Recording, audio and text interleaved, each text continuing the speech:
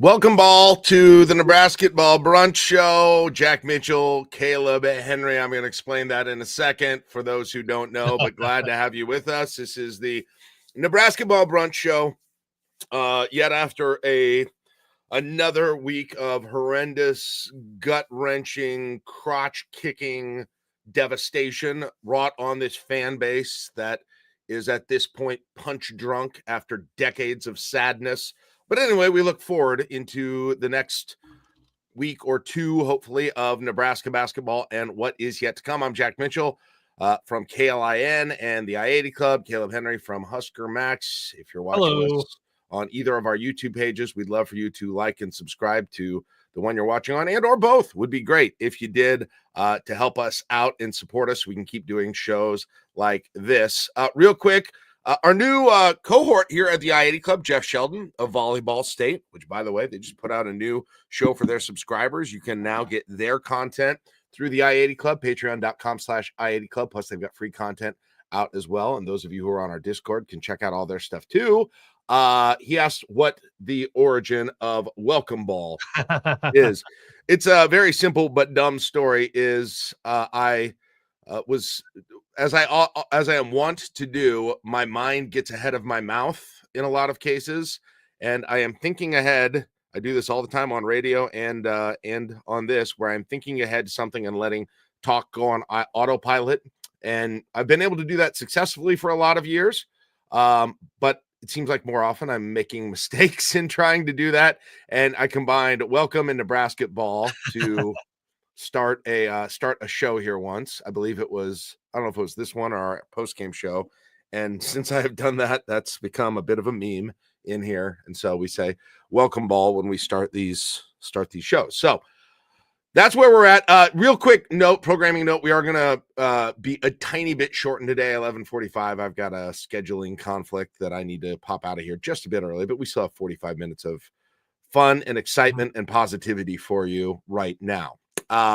We'll be reading I have an argument with you when we get past some of our stuff, because I rarely have arguments with anyone. That's good. I disagree with something you said in the Discord. So, oh, cool, good. So in 45 minutes we'll wrap this up. If you are in our Discord, that's our live chat. Those are our subscribers, and again, those are the people who support us and help us make this possible. And so those are our live studio audience. We interact with them when we can during the course of the show, but we love those of you who are on YouTube too, and we appreciate you watching. And if you'd like to be one of those live studio members, you can go to patreon.com/I-80 Club and get yourself on the community tier, and you'll be doing it too. Plus, you'll be having so much fun. The amount of things that you get, I can't even do it all now. We are a multi-service, Kaleb, yes. Discord right now. It's definitely not just Husker Sports. All right.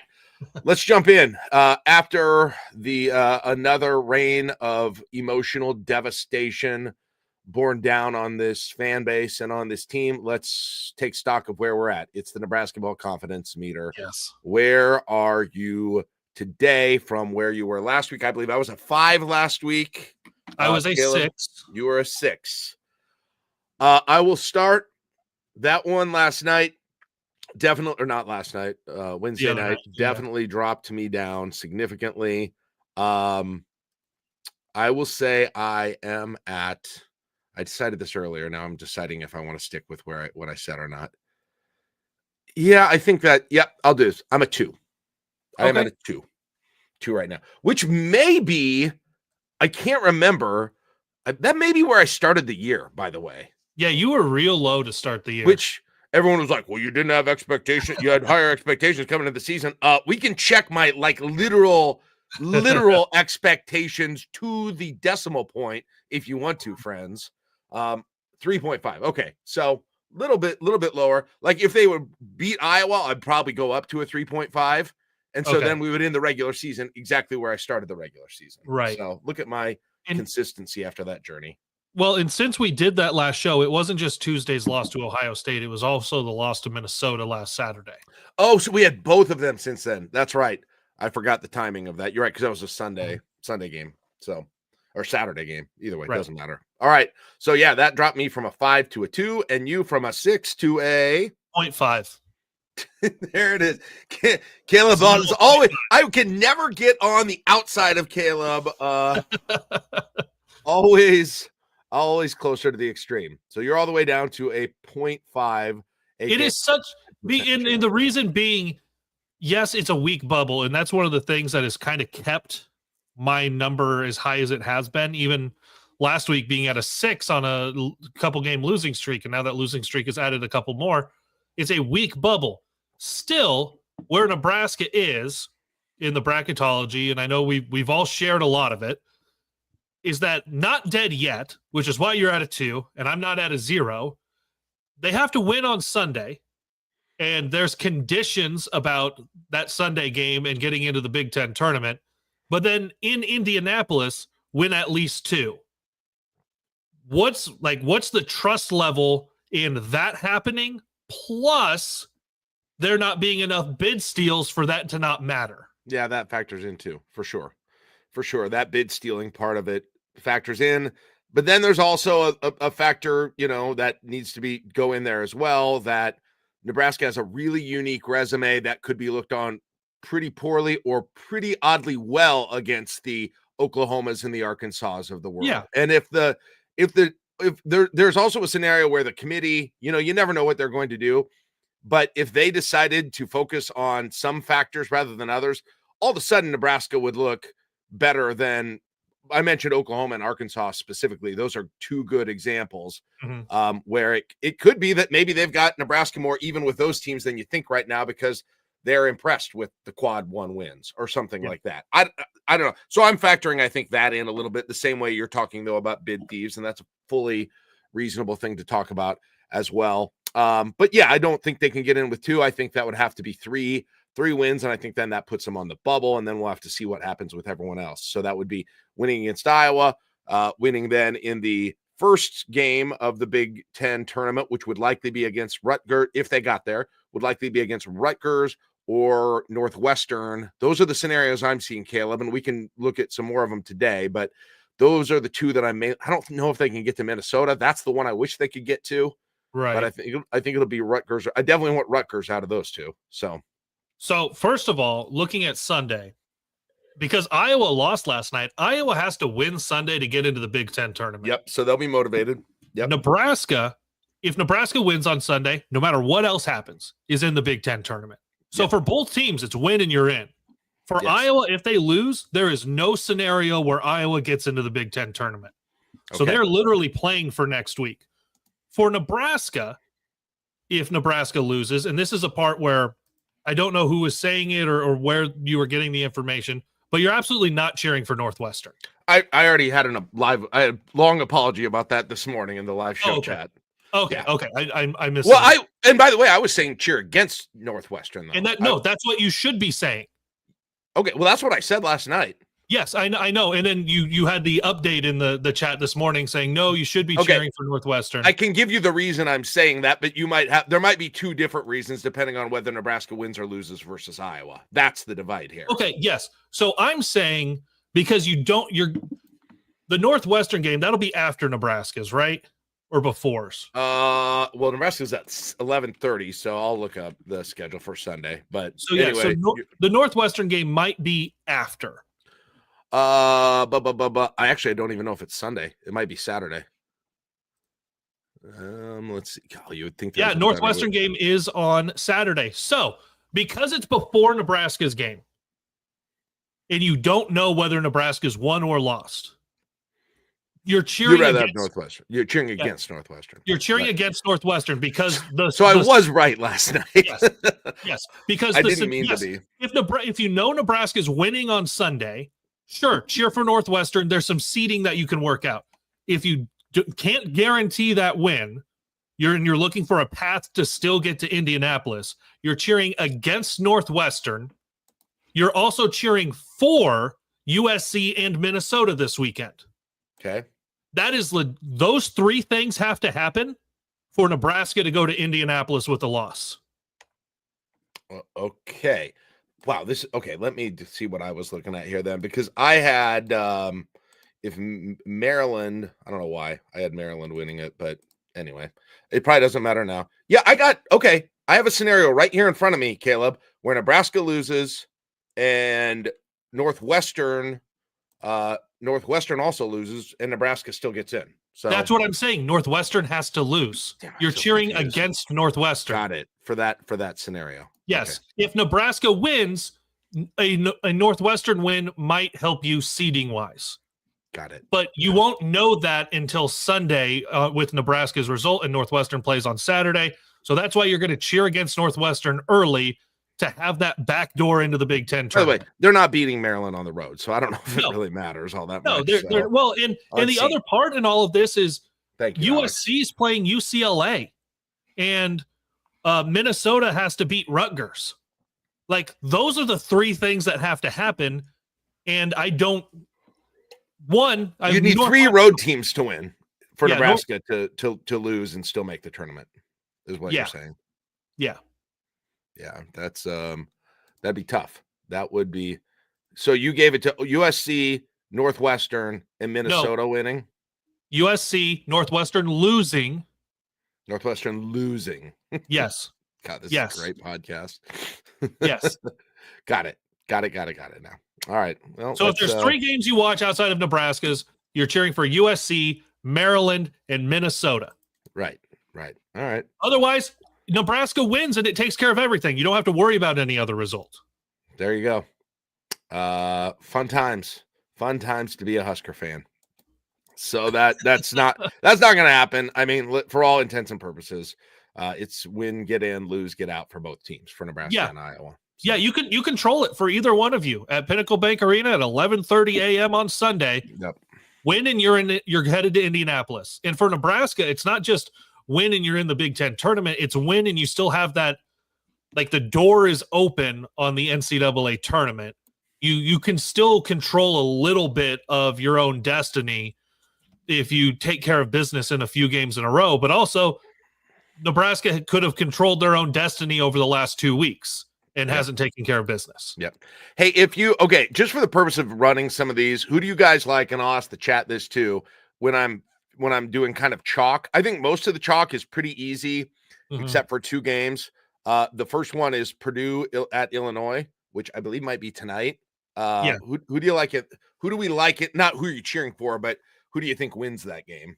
Purdue. Do you think Purdue wins that on the road against Illinois? Yeah. Okay. And like, I think these are pretty straightforward. I think UCLA beats USC at home. Pretty likely.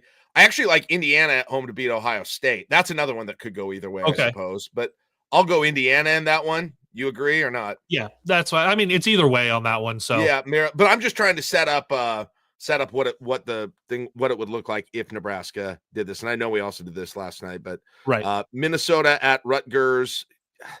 I don't know who I like in that one. Probably Rutgers. I like Rutgers. But all right, and then Oregon goes on the road. Oregon's the only road team, right, that we like? Yes. So I'm giving you Purdue over Illinois. Out of these, it's Oregon and Purdue are the only two road. There you go. That's the easiest way to say it. If that would happen, Nebraska, I did this last night, so it'll be the same. Yep.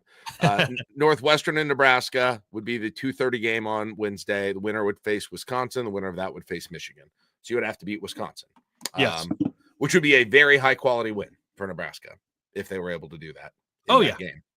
So if that was the scenario, I mean, if you want to tweak it a little bit, what's the most likely one to go the other way? Illinois, Purdue. If you tweak that Illinois-Purdue game, does that change anything?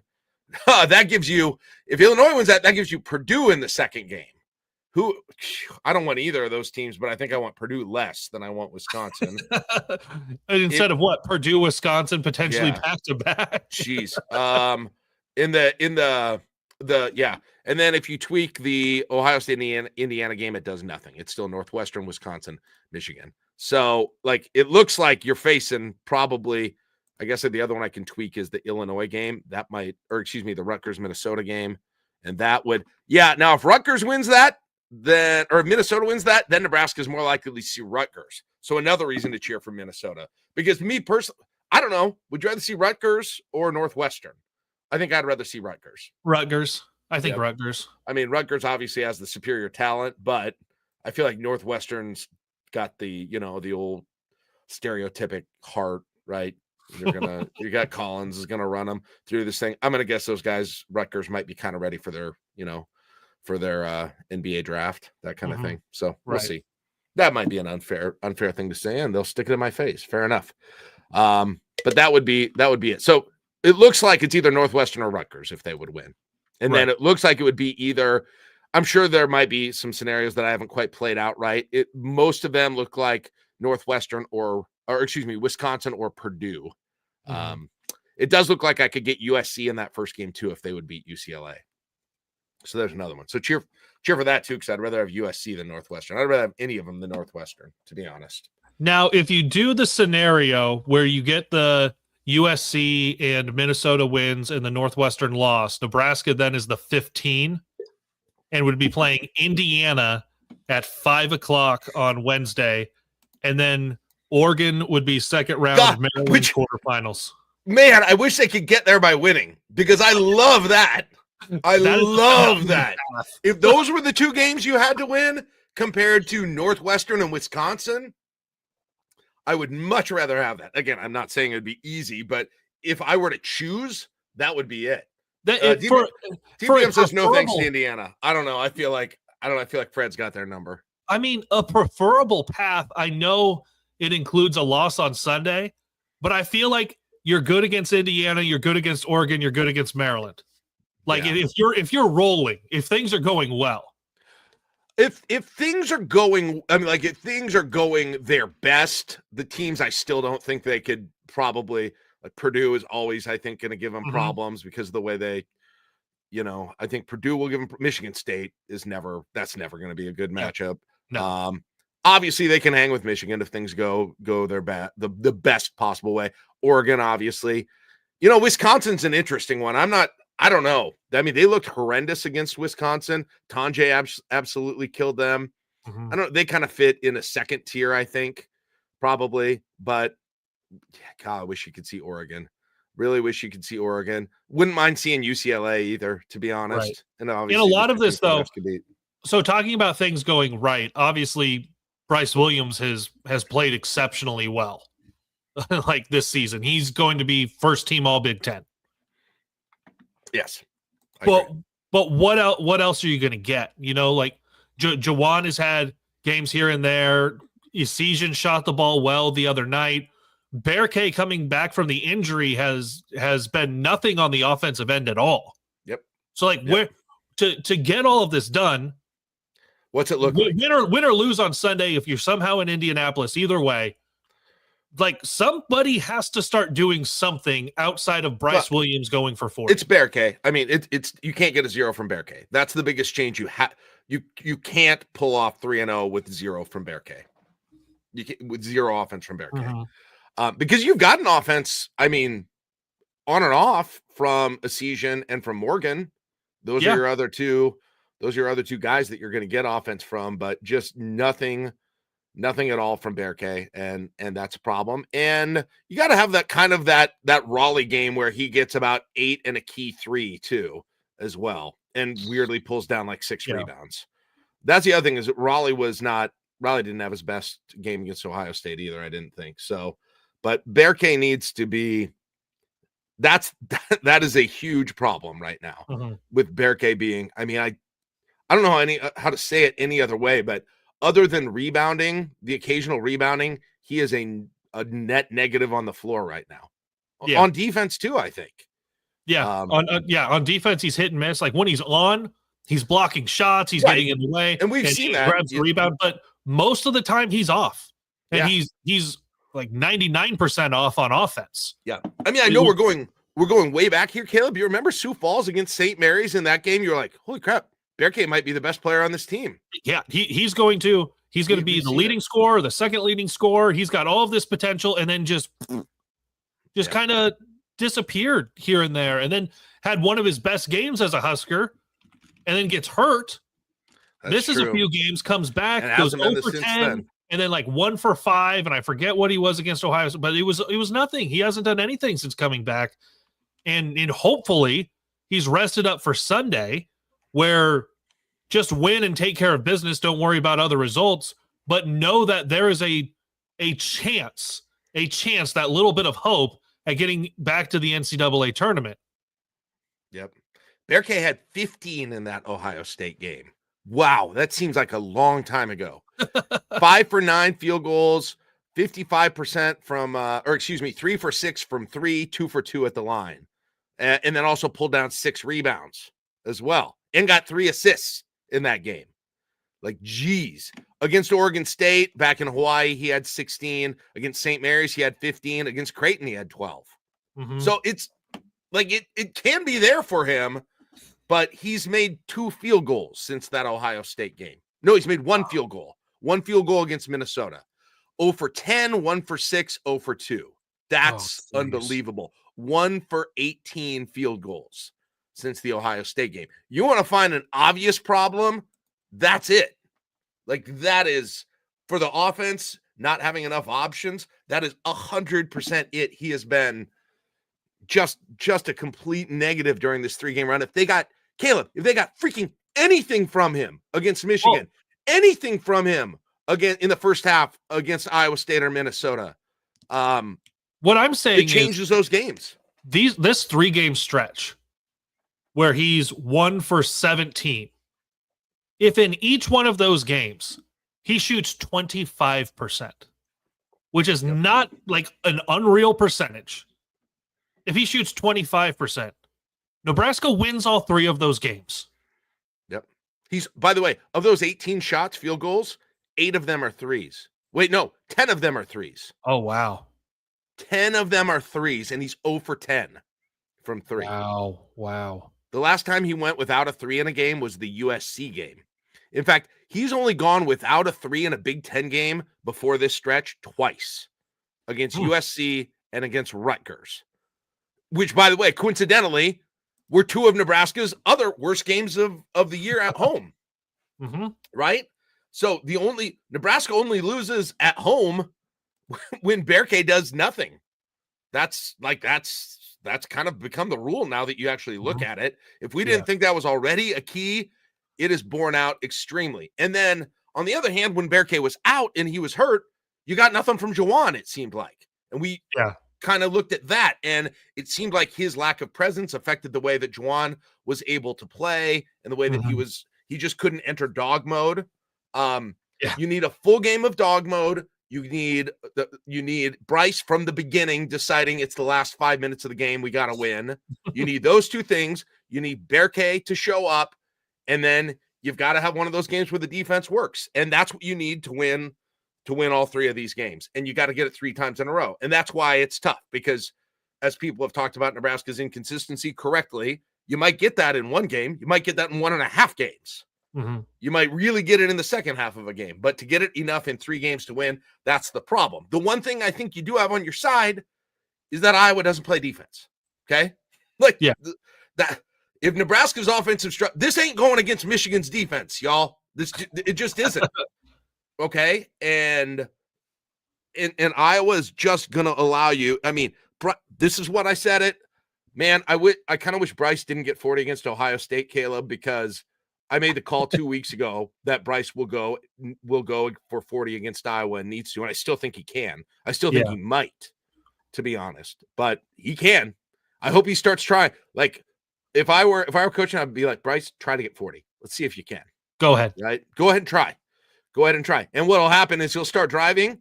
He'll get fouled. He'll get some free throws. He'll miss some for sure. That's my concern or question about Sunday. How is the game going to be officiated? Mm-hmm. So if you get Alpha Bryce from the beginning and he decides mindset right away, go into the basket, but he goes there and a couple trips in a row doesn't get the calls, he might not drive the rim for the next 15 minutes. Yep. He might take it. Well, it's kind of settling a little bit, but he shoots them at a high percentage. Those 12 to 18 footers, he pulls up at a really good percentage. But it's also really nice when he gets to the rim and draws fouls and shoots a high clip from the free throw line. And that kind of gives everyone else a little bit of a breather. And you are able to shorten your rotation because you're able to slow down everything for you on the offensive end and not let everything turn into a track meet. Yep. You're exactly right. And Alex says this, he's right. They'll find a way to call a couple charges on him. So we can't have extraneous, worthless fouls otherwise, I should say, or other places. you got to build in a couple of charges, in my opinion.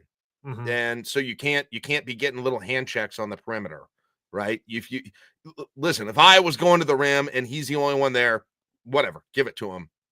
Don't fouls on Bryce are going to be very valuable. And then the other thing that should eventually happen, Kaleb, if you do get him driving relentlessly, is that it is going to open other things up. It is going to make for a better day for Andrew Morgan, or even if Mia is in there, or Gary. And eventually they're going to start trying to go up with him. They're going to get off their guys. You're going to have some, and again, I shouldn't go too far into X's and O's because I'm just not an expert, but I think that's generally true though. If you get them concerned about Bryce driving, which they still haven't had a reason to be consistently, you know what they're worried about? They're worried about him shooting threes and popping jumpers right behind the free throw line. Yes. Because he is freaking amazing at those right now. And I get it. Keep that in your repertoire. But for the love, I can't believe I'm coming on just doing another broken record show. But man, try it. Please just try it once. And if it's too much, like that's how you went down then. If that's how they go down with Bryce Williams overexerting himself on drives and going Taran away for a game, so be it. I can rest easily if he does that, and that's why they lose the Iowa game, but I don't think it'll happen. Well, that's why I really liked the offensive philosophy, especially in the first overtime the other night. It was Bryce Williams is shooting the ball. Bryce Williams has the ball in his hands. Someone else might take a shot or get fouled and go to the line, but Bryce Williams is the offense, and you're going to play everything through him. But right, for sure. I agree. Now, when that happens, and the reason that teams haven't had to be concerned about him driving is because he'll take large portions of the game where he doesn't, whether it's he just decides he's not going to or he's not getting calls, so then he goes away from it. But teams have started to double when there's that ball screen so that they try to get it out of his hands. Yeah, but that's what they're trying to get Morgan on. Yeah, when he does that, Nebraska hasn't been taking advantage of that to a large percentage. Where, a lot of times Nebraska, if they get a kind of double up out of on a ball screen, and another team, you'll see it when the opponent is just red hot from deep. They get one pass out of it, a skip pass, and it's a wide open three. Yep. And they make it like 80% of the time. And then Nebraska gets that pass out and then just stops. Yeah. And lets all of the defenders get back. And they really did have that working with Morgan in the second half of the Minnesota game, I thought. Yeah. Exactly what you just talked about. I'm not sure what was different then, and I can't even remember who was Morgan was the beneficiary of it a bit, but I think Bryce was too in that game, and you got him driving a little bit in the second half of that game. But you're right. They figured something out with the way they were running that and defending it, but it's what they go to constantly, man. It's really what they go to. But there are still other times when you don't even need to bring that other guy up with the screen.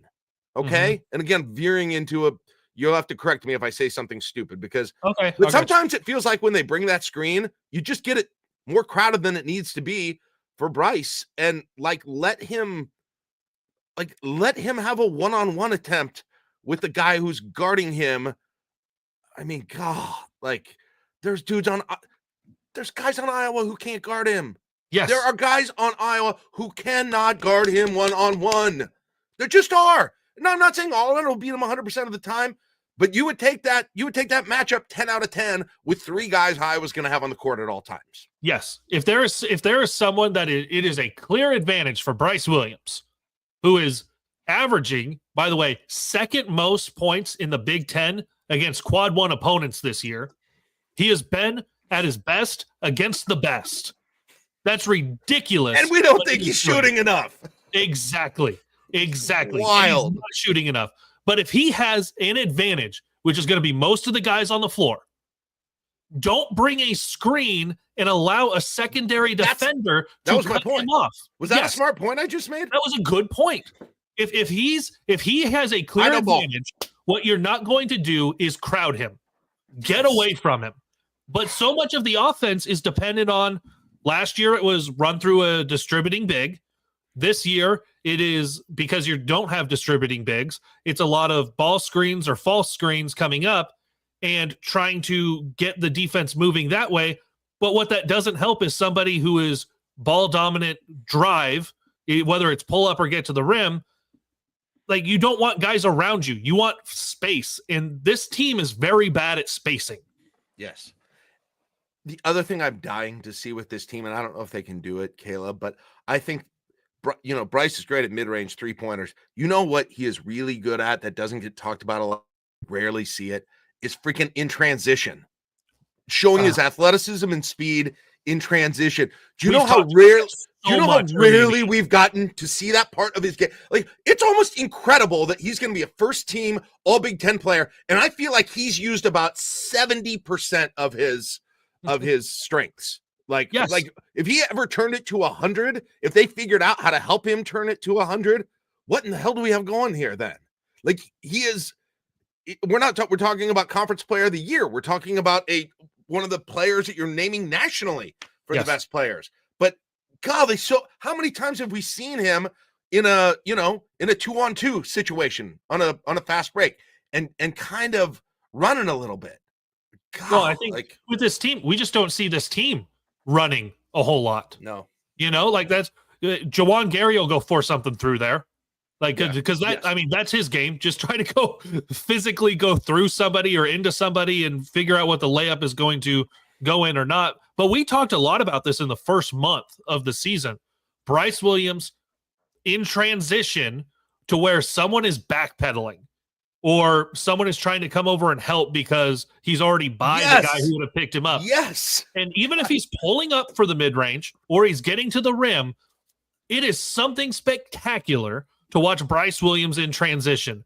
But what have we not seen in probably 2 months is Bryce Williams in transition unless it is a wide open breakaway dunk. Yes, exactly. And the times he has done it, a minuscule amount this year and probably more last year to some degree, like his ability to finish in transition and out athlete the guys just in terms of speed and athleticism. It's just, he's turned into a jump shooter. Like, Yep. Man, if he could somehow unleash that for these next 3 games. And the other thing, Caleb, is if they would play a little faster, sometimes the defense doesn't get so freaking comfortable against this offense all the time too. Yes, because that's the thing. And that's one of the parts about having an advantage in a matchup and bringing up a secondary defender, and then they double out of it and Bryce has to give up the ball and nobody else takes advantage of the situation, is that constantly this offense is allowing the defense to get set up. And that makes it harder to score if you are always in the half court and the defense is always set. Right. But there are times, and I know for the most part, it was a fairly light non-conference. Yep. That's not breaking news. But what you did see is guys taking advantage of matchups, and you saw guys taking advantage of stuff in transition and fast break, and you're just not getting that of late. And that's one of the pieces that makes this team good, because there are multiple guys on this team that play really well in transition, particularly Bryce Williams. When I felt like you saw it best was that stretch in the second half against Minnesota again, when Sam Hoiberg was kind of running the show. Because if Bryce is running it, he doesn't push it. He doesn't. He's probably been told not to. I'm not saying he just doesn't know what he's doing, but Sam and Raleigh Bryce and Raleigh and maybe Ulis, I don't know, but they aren't the guys who kind of naturally push the issue. Sam, it feels like, does a little more. I don't know. I don't know if he's the point guard of the future. I think that'd be interesting, to be honest. Really make him a true point guard on the team. Like, I kind of wonder why they haven't done that more. They really kind of did it. The only time I can think of is that second half against Minnesota. But yeah, in any case, for whatever reason, it feels like there's just not much of a transition game with this team, and I think that might be baked into the strategy. But I'm not sure. Just to give you an idea, though, when I say Iowa doesn't play defense, in terms of efficiency in the NCAA, defensive efficiency in the NCAA, there are 364 teams. Iowa is 301st. Iowa is 301st. Now, we say Nebraska on defense is inconsistent and has its good games and has had its terrible games on defense, and they have, for sure. You know what they're ranked? 155th. Oh, that's a little bit of a difference. There are almost 150 teams between Nebraska and Iowa in terms of defense efficiency. And so, again, You have got to get after that defense. You have got to get after that defense. God, do not sit back against that defense. Get Yes. after it, scoring mentality, get a season in earlier, get him shooting early. Juwan Gary, dog mode, man. Rebounds and putbacks, Juwan. Rebounds and putbacks. If you're in dog mode and you've got, 3-4 putbacks in the first half, we're looking really good. We're looking really good. But you got to go to dog mode. You can't go to, outside shooter, Juwan. Or drive in wildly, Juwan. Yeah, those are two very different Juwans. There are times that in like the first 2 minutes of a game, he comes out and hits a 3, and my thought is, yay, that went in. Boo, you now think you're going to take more of those over the course of this game because it went in right away. Yep. And yeah, I get it. That is part of his game. And before the losing streak, the 6-game losing streak, the first losing streak, he was shooting pretty good at home on threes. But I just really like him getting to the rim. And I know he hasn't. There are times that it seems like he's trying to play into contact, and teams have kind of scouted that and figured out just kind of give space, and he'll be too off balance to make the layup, and he's not really going in there to dunk over someone. But man, like there's so much between Juwan and Bryce Williams that is just getting to the bucket feels like the best part of their game, and you just don't get it for such long stretches or even games that's obviously hurt them over the course of the season. Yep, for sure. And on defense, I mean, if you watch the last game between Nebraska and Iowa, you know who they need to stop. 2 guys. There's 2 guys that if you stop them and they don't get wildly hot from 3, that you're going to be now I say that, and somebody who's never shot a 3 is going to go 8 for 9. But I mean, but let's be honest. They are coming in here for Peyton Sanford and for Dix to absolutely go to shoot, 12 threes each and hit about 8 of them. And that's what they want. That's what they're going to want to do against Nebraska and catch Nebraska getting those wide open shots. They did it so successfully in the second half against Nebraska last game. And those are their top 2 scorers now that Freeman's gone. Freeman's out, right? And he was a big rebounder for them. He was a big leading rebounder when he went out. And so that is a different team now. And so now it's about Peyton Sanford. It's about Josh Dix. You got Brock Harding, who's the point guard, and he'll shoot it a little bit as well. Man, but you really don't have like a significant big inside who's gonna be scoring on you a lot in this game. No. And that makes me wonder how the defense is going to rotate. What is it going to look like? Because we know the rotation can look really good when there's a big. It even looked good with 2 bigs with Michigan, but because both offenses were just putrid that night. Yeah. But what is it going to look like when there's not really one in there and they're really going to want to go to a couple of guys on the wing? Yeah. Like they got nobody that they're doing that with.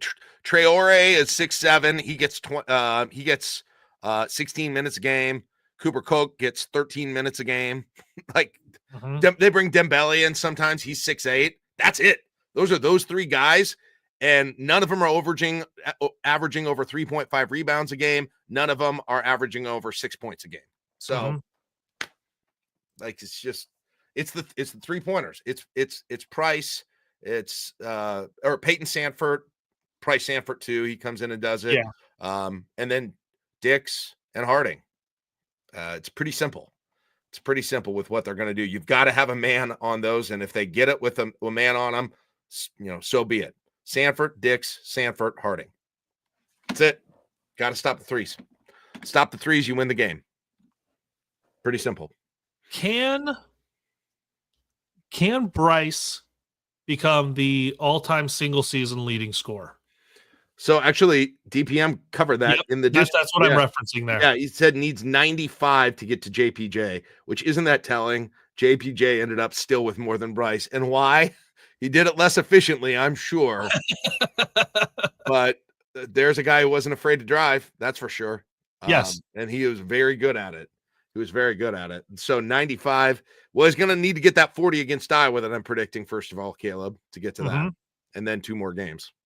So, I mean, yeah, if you could go 43, in this last game, if you can go close to 40 in the next one and then win on Wednesday, your ballpark, because you'll have 3 more games plus the crown or the NIT.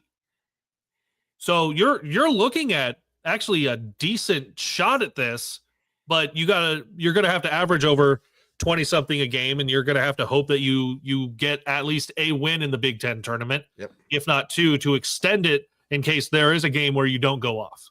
Yep. What's your thought on the scenario, the one that we deem unlikely, but the scenario that they would beat Iowa, then beat Rutgers, Northwestern, USC, and then beat Wisconsin, Purdue? I don't know if there's another team that could end up there in that spot. Like, if they would get that win in the second game against obviously a very good team, Wisconsin, Purdue are the main 2 that it looks like it might be. Either of those would be massive wins. Like, I can't imagine you getting a win against Purdue in that game and not making the tournament. I kind of can't. I don't know if that's right or not, but that's my gut feeling. Yeah, we're kind of projecting that out to what will be the brunch show next week. If you win on Sunday, you beat Northwestern, you beat Michigan or Purdue in the second game, we will be sitting here next Friday with Nebraska ready to play in the semifinal quarterfinals. Yeah, same place the women are in. Yeah, they'll be ready to play in the quarterfinals, and I can guarantee you I will not be at 8.5 at that point, and we'll have seen enough of the mid-major leagues in the way that they've played out and know kind of where bid stealers are. So it's right there for Nebraska to take care of business Sunday, Wednesday, Thursday, and we come here next Friday, and I'm probably a really high number. All of that said, it's a very low probability in my mind that happens. Well, if you want me to be true about what I think is going to happen, I think they're going to get to that game. And then, they don't leave it. Get to Thursday? Yeah. Okay. They're going to get to that game, and then how it ends, right? Right. And it'll be a heartbreaker for sure. But, I know everybody's like, they're going to lose to Iowa. I don't really think they are.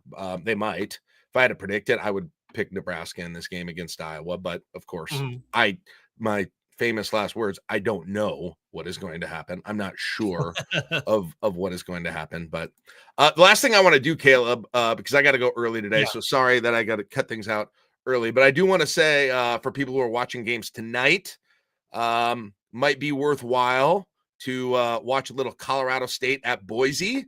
Big bubble game tonight. Go Colorado State in that one. Drake is at Southern Illinois. Wouldn't hurt to get Southern Illinois a win there. Would not hurt to get Southern Illinois a win there. UNLV is at New Mexico. I think New Mexico is probably in, but UNLV, that wouldn't hurt for UNLV to win that. Dayton is at VCU. That'd be a good one too if Dayton could pull that off. So there's a few games that you don't know. Heck, if Memphis went on a bad losing streak to end this thing, I think they're in too, but they've got a super weird resume, and so they play tonight against South Florida. So one of those home teams gets knocked off, that could be actually a decent little Friday night for Nebraska, even if one of them would happen. You want Drake to lose? Yeah, Drake to lose. Yeah, that's not, or is that the tournament? I'm sorry. That's the tournament. Yes, you don't want Drake to lose that. I apologize. Yeah, I thought that was a regular season game. It might be a regular season. It's not. It started. Arch Madness has started. Thank you. It's you want Drake to win that. If it were a regular season game, you would want Southern Illinois. So I take that one back. The rest of them, though, are the VCU one is still a regular conference game. So you still want them to lose. The Mountain West ones are still regular conference games. So you want New Mexico and Boise State to lose in those if they do. And Purdue at Illinois, I don't know. I can't figure out which helps Nebraska and which doesn't. It just depends.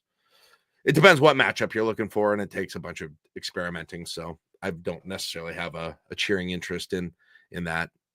I don't know that it matters. I guess Illinois winning might make that Nebraska win somehow against them look a little bit better. So maybe. And depending on how sicko you want to get, stay up late tonight, 9:30 tip. Cheer for SIU Edwardsville in the Ohio Valley semifinals. They got a shot, don't they? They've got a good shot. They're the 2 seed in the OVC. SEMO is the 1 seed. And most are picking Southeast Missouri State to win the league. There's not going to be a bid steal either way. Whoever wins that league is in. That's a one bid. Yep. Yeah. SIUE has 20 wins right now. If they lose today or in the championship, they're not stealing a bid as an at-large. Right. The bid steals are Drake's conference, VCU's conference, San Diego, whatever that, Cal San Diego, the Tritons. The Tritons. That's a potential steal conference, and there's maybe one or two other ones that I'm forgetting as well. But there aren't a ton of those. Right. Big West, maybe one too. Is that what? No, that's the San Diego one. That's the San Diego one. Yeah. So anyway, there's probably 3 or 4 conferences where that's got the possibility of happening. So yes, cheer for Drake tonight. Yes. Go Drake. Beat Kendrick Lamar. All right. That's it for the show. Thank you. Sorry we're ending a little bit early today, but we'll be back at it Sunday with Bigelow, and boy, that could be a show. Ooh, boy. Could be a show either way, man. If it's good, God, it's been too long since we've had a fun after Nebraska ball. I know. It has been too long, because looking ahead, then we will be able to project out really the Big Ten tournament matchup for the most part, I think, at that point, and really kind of dig in then to what possibilities are there. And it extends the season, it extends the possibility of getting on the bubble, and extends the chance of getting into the NCAA tournament, which is all I'm asking for right now. Live to see another day. All right, that's it. Anything else, Caleb? Nope, that's it. Everything HuskerMax.com, including an unlocked I-80 Live. And yeah, this will be up at HuskerMax.com as well, and everything Husker Max YouTube. Make sure you subscribe. I know Husker Max and I-80 YouTube channels both closing in on 1,000, so let's see if we can get there. Let's go. All right, we'll see y'all later. Thank you for joining us, and we will be back I'll be back tomorrow with Josh for the coffee show, and then Caleb and I and Jacob will be back for After Nebraska. Have a good one. Bye-bye.